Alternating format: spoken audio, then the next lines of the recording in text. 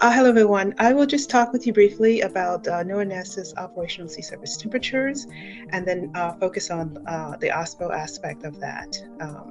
Acknowledging Ken Casey, Andy Harris, Ollie, Paul Chang, and Wyman Zhang for SST algorithms that we end up providing in operations. I wanted to start with this slide in general because NOAA NESDIS SSTs have a large family, and the National Centers for Environmental Information, NCEI, as you know, has the Pathfinder Sea Surface Temperature Series, in addition to the OISST that's broadly used. And we have the Center for Satellite Applications and Research, STAR, which supports our algorithm development and products for AXPO, physical retrieval algorithms, as well as our blended SST and our AMSTER physical retrieval type of SSTs. So we have a combination of regression analysis, physical retrieval, and NCI with the nonlinear approach for the Pathfinder SSTs. I wanted to emphasize that OSPO, the Office of Satellite and Product Operations, has a broad mission, manages and directs NOAA's 24/7 environmental satellite operations, including command and control, data acquisition, product processing, generation, and distribution of environmental data, as well as derived products for domestic and foreign users, as well as associated services otherwise. NESDIS continues to adjust to changes of information technology to support satellite operations and data distribution. We have an evolving relationships with our users, commercial sector, and our national and international partners. And so part of the talk today is really sort of about this sort of future-looking component of getting data available in the cloud, and it's a very large group of people and a large process. So NOAA provides operational near real-time as well as delayed time SSTs, and I think it's important for people to understand the difference between those as they seek to use various sea surface temperature products and other products as well. OSPO focuses on the near real-time SSTs and has many user groups that pull from OSPO. And from those user groups, then the data are also distributed more broadly as well. Some of those are listed here on the slide, including NASA, EUMETSAT, Coast Watch has a lot of our coastal users of that. Coral Reef Watch, National Weather Service. Again, OSPO focuses on the operational 24 to 48 hour product support and distribution because we have to feed a lot of information into our National Weather Service and models as well. So those are the kind of primary users, I would say, the operational component that NOAA tends to focus on. And there are a variety of users associated with the data pools. Again, it provides this 24-hour operational product production and support. It adheres to the NESDIS product requirements with respect to standards of operational procedures and product maintenance. And I say that because sometimes in OSPO, it takes a while to get some of the products into the operational mode because we have to make sure the documentation are in place as well as all the codes and production. So it's a lengthy process, and sometimes it just takes a lot of extra time.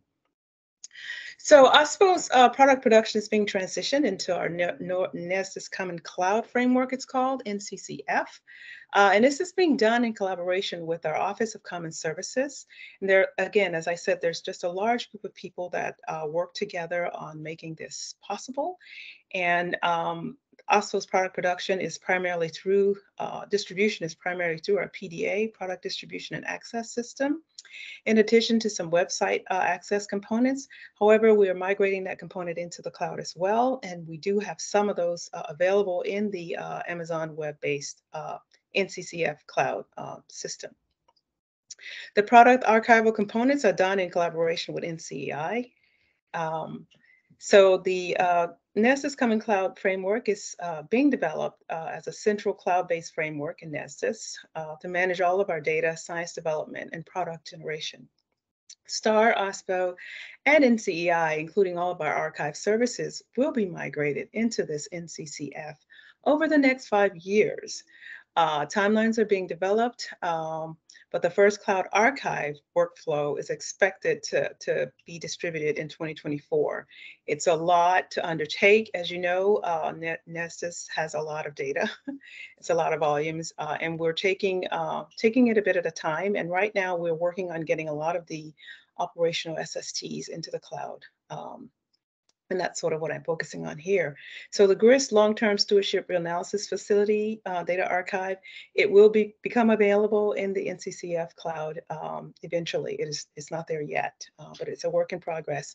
And Ken Casey is our primary lead on that effort. Again, there's a variety of people working on this process. So just the fact that they've developed also a new archive process in NCEI, they've started moving things forward, and it was built to replace the previous approach, which pulled the metadata directly from PODAC. We are focusing on making sure we get all the data into the NCEI archive for NOAA products in general. So it's very important that we move that forward. The operational cloud component here, this is just a preview of the NESDIS Common Cloud Framework called NCCF, another acronym. And the idea here is that we have a lot of data that we end up putting into the cloud, and we have this product generation component. That's the part that I actually interact with a lot.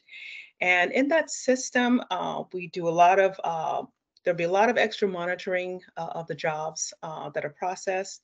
And it's going to provide us just with a lot more components of managing the data in terms of how we're pulling the lower level data and then processing it to level 2, level 3, and level 4. It's going to provide just a lot of visibility and tracking for logs as we move a lot of data around.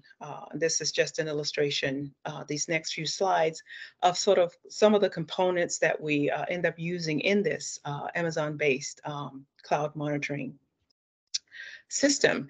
And we're going to be able to manage a lot of latencies, which is really good as we continue to get data from our international partners as well. Sometimes we have delays on the data that come in, and it triggers off various alarms. And so there's just a lot of work in going into setting that up so that we can actually pull these data in more efficiently and manage them more efficiently, such that we can measure our turnaround time for our products and processing as well. So we measure all those various latencies from the data getting into the first level and then to the next level, and then the end products as well, because again, sometimes things vary. There is a product monitor associated with the system that we monitor the quality of the products that are generated. This is just a simple interface that shows hourly product quality status for a given day. But each product team defines parameters to monitor and set various thresholds. And one of the things that we've had a lot of problems with as we move to the cloud is that we get various warnings. You know, of course, if a few granules are missing, you know, how much delay do we want to have in our product processing at that point? So there are just a lot of things that go into this, and it's a very time-consuming process, but it is a work in progress, and we're happy to say we're getting there. There's product visualization that we work with as well to quickly pull up the products and check them. These are examples of some of the AXPO products that we already have in the cloud system. And we have upcoming our geopolar blended SSTs and the associated Coral Reef Watch products that go with that. We have more than 1,000 users for our NOAA blended SST products, particularly with all the coral bleaching that's been going on. These have been very hot products for people to pull up. And again, there are just a lot of users who set these coral stations that they want to monitor continuously around the globe. And so we're able to provide that information to them. Again, this is a lot of work that's being done here. Our star lead on that is Derek Mazzello, working with Gang Liu. And William Sturping is also working on that component as well. Again, a very high profile suite of users as our Coral Reef Watch database. Our geopolar blended SSTs are expected. We're working on getting those in, and they're just around the corner. So we're doing April. We're doing reviews currently for that, and those should be coming into the NCCF in April. The AXPO SSTs, we have the MEDUPs there, we have the hemorrhoid 9s that are there as well, and we're working on getting the VIIRS Not 17, surely. products into the system. And I'm sorry, did someone have a question? No, taking questions at the end? Yeah, okay, all right. I heard someone. So there are just a whole suite of products. We have a lot of level 2 AXPO products that are going in there, as well as the level 3s going into that system as well. And we're expecting to get some updates for our N21, the new satellite system, into operations. We had to get the coefficient tables updated, so that's caused a little bit of delays. But we're hoping to get those in by May, April, May. We're expecting to have all those in.